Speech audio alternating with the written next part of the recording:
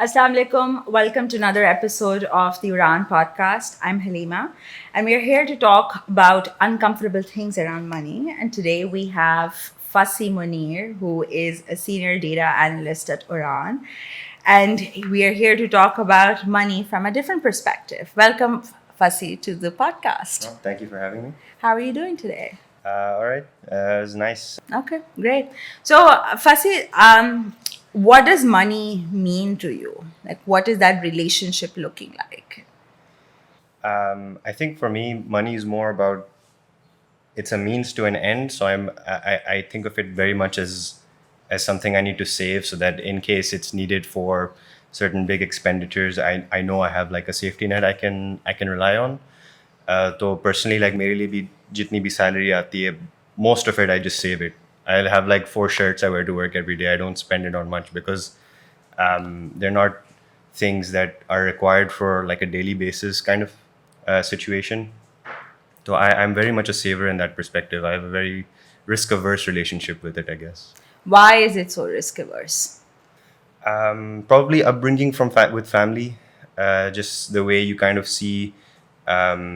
Traditionally, you're taught कि अच्छा पैसे बचाने चाहिए, खुदा ना खास्ता कोई hospital का bill देना पड़े तो we should have some money there. And then even like looking at the way things are going now, the dollar continuing to rise, things getting a lot more expensive, inflation going up, and then sometimes you're not able to match the lifestyle you had previously, so you have to curtail. So it's just always been like that. Try to work within your budget and not try to overextend yourself.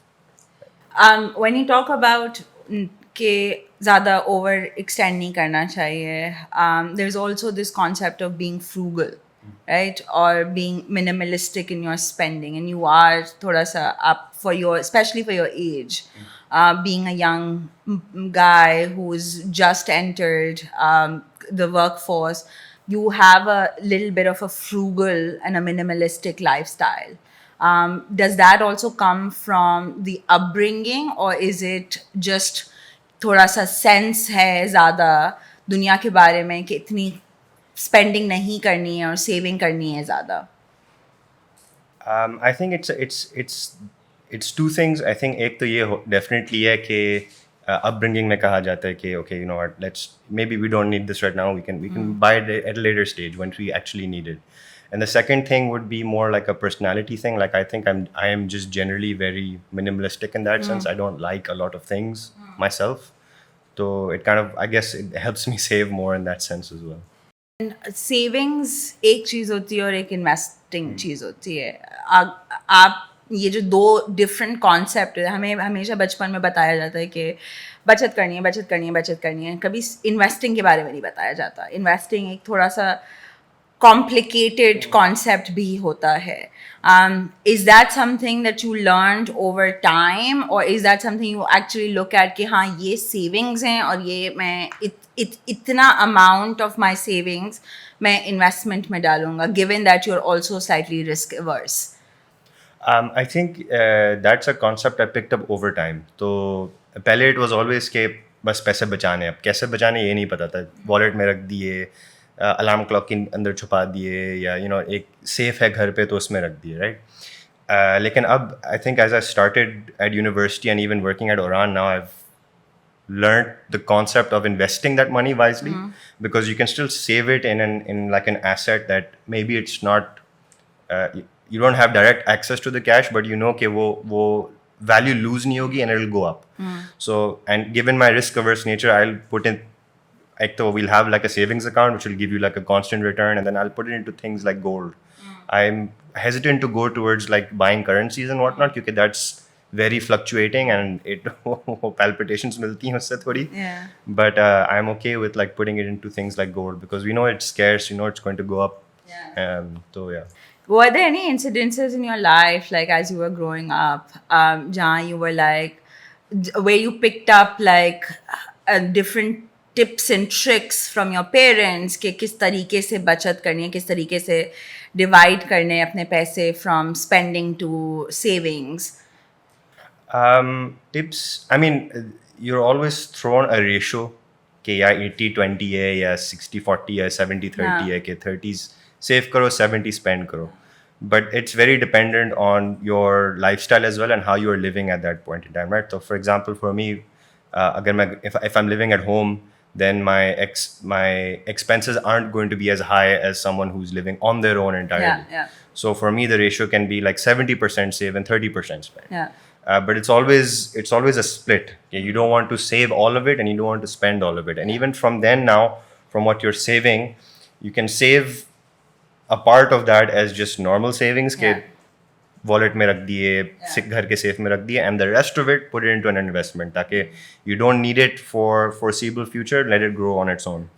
Makes sense. And I think that's how we're seeing large majority of people, especially in Pakistan, save as well. Like या तो घर में रख दिया या थोड़ी सी informal तरीके से savings कर दिया. अभी भी हम formal savings की तरफ इतना ज़्यादा नहीं जाते. Actually, Pakistan is one of the हमारा जो savings to GDP ratio है वो least developed countries से भी सबसे ज़्यादा कम है. So I think a lot of it is cash transactions, unfortunately still. But I think आप जब access की बात करते हो, that becomes really important. I think हर घर में ये mindset होता है कि हर किसी को थोड़े थोड़े पैसे cash में घर पे रखने चाहिए. When you talk about relationship and like dynamics from a gender perspective with money, right? Do you think कि unnecessary pressures आदमी पर आते हैं एक घर की settings में around money and being slightly more savvy with money? I think yes. I think there's that concept के breadwinner होता है, घर का सरबरा. So there's always like कि अच्छा whoever's the eldest has to be the one who's able to get the most income in ताकि घर के खर्चे चल पाए, right? I think that concept does exist, but over time I've kind of seen that I think at least with my generation it's kind of diminished that, because I think people are now understanding more कि it's not a gender restrictive thing कि सिर्फ आदमी काम कर सकता है तो फिर घर चलेगा वरना घर नहीं चल सकता. I think more and more people, men, women, everyone is working towards becoming financially independent, because that's the concept that I think that drives even more people to kind of come into the workforce. And that I think that's the more important thing to focus on now, at least. While that concept exists, there's a head of household, I don't think that's necessarily going to continue existing as time goes on. Because the times are also becoming tougher and tougher, yes, right? You need more and more people to bring in an income. Otherwise, it's not possible for one person to provide for 6-7 people at the same time. Yeah, absolutely. And when you talk about when you talk, that requires a lot of mindset shift as well. जिस space पे होना चाहिए उस पे हो नहीं रहा है. Does that cause any kind of anxiety on you कि pressure आ रहा है, yeah, you're not at that stage of your life? I think that it can cause anxiety, but I don't think that waiting for the mindset to change is the solution to it. I think मसला होता है तो solve करना पड़ता है. It doesn't matter कि आज कल होगा, कल 10 लोग बोलेंगे अच्छा अब घर में 3 लोग कमा सकते हैं तो ये मसला हल हो सकता है. That's not the case. आपको घर में खाना लाना है, you have to find a way to get it. Whether that means all 6 members of the family are working or 2 members of the family are working. So I wouldn't think of it from the perspective that things are not changing fast enough as a society. I think as the problems are going to come, it's going to naturally push people to work faster and maybe harder as well. Does money also, is that a point for you, or like is that important for you to make decisions in terms of where you choose to work at the current age or the current life journey that you are on right now? That's very context dependent. There's no one size fits all answer for this. Everyone has different sized families, all parents alive, maybe no parents alive, different financial statuses as well, and responsibilities. So it's very much a matter of self reflect, understand where am I right now, what would be the next best move for me and for the people dependent on me? Is it going to be learning more? Is it going to be earning more? And then that should naturally drive your decision making, I think. Do you make those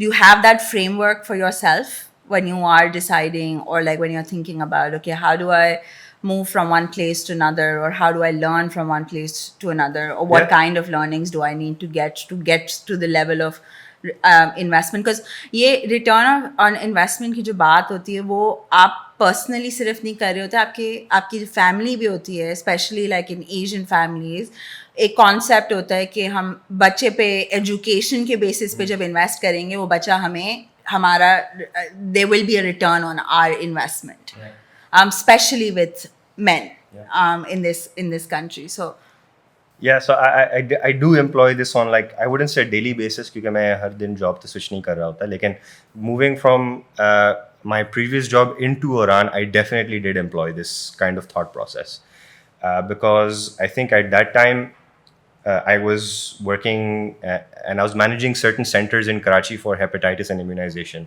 I was fresh out of university. I just studied economics. I didn't know anything about public health. But ये सुना था कि यार data एक चीज़ है जिसमें लोग पैसे कमा रहे हैं और मज़े का काम है, और कोडिंग भी सीख लेते हो ये वो. तो when I joined that company, I was like, okay, I want to do whatever I can here that can give me more and more exposure to that data work, right? So even while managing the centers, we would start building out like funnels for patients कि कितने treatment लिए, कितने cure हो गए, कितने ने medication लिए, etc. And then you'd run like different kind of pricing strategies to be like, acha, this center in Malir versus this center in Kadab, you make something free and something paid. How does it affect your customers coming in, right? And that got me exposed to the data work I wanted to learn, and that got me interested in it as well. So then coming to this concept of return on investment, what I did was I signed up for a boot camp in data science. Did that for 3 months after work, and I learned. And then I went up to my manager and I said, यार मुझे ये ज़्यादा करना है, आप मुझे ये opportunity दे सकते हो? And they're like, no, we can't give this to you right now. We need someone just to look at the centers and manage it. That's when the decision making came. It's like, okay, do I continue staying here? They're paying me well. They've given me a good post. Or do I make the jump, maybe take a lower salary in the next job, but I'll get to learn an in-demand skill that not many people have in this country, knowing that once I've learned it, my value will skyrocket, maybe 2 times, 3 times, 4 times, right? And I made that choice at that time because in my context, the financial dependence on me was low. So I could spend the time to learn and maybe even take the earlier cut in salary to just be given the opportunity to learn and explore. But that's also, sorry to cut you off, but that also comes from slight level of privilege. Yes, right? of course. And the support that the families have provided us to be able to get to that point. Yeah, that's what I mean by the context dependence. Like knowing my position now, learning was the best choice I could have made at that point in time. I think wealth is also something that's built over time, right? Like it is something that's या तो generational होती है या आप slowly समझ के आहिस्ता करके step by step बनाते हैं. And even when you say generational, that just means that it's built over generations. Yes. Right? Yes. It's unless you win like lucky draw or something or billion pounds आपके पास आ गए हैं, ऐसे वो भी tax wax cut के आपको half ही मिलेगा, but it's not unless आप cash में ले लें. Yeah, right. it's not like there's no magic formula to it. It's just work. It is hard work. It's a hard work, and I think एक जो चीज़ है which is coming very very evident is discipline. Discipline in life of what you value the most, whether it is money, whether it is learning, whatever that is, and whatever your circumstances are as well.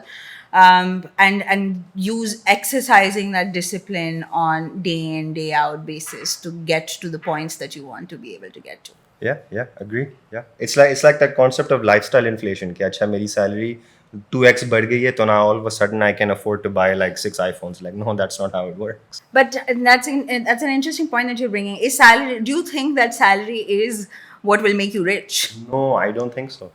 Because the salary is just like a base income you get every month. Even if you just like do the math on it, just multiply how much salary you get for the next 12 months, multiply by 5-10 years.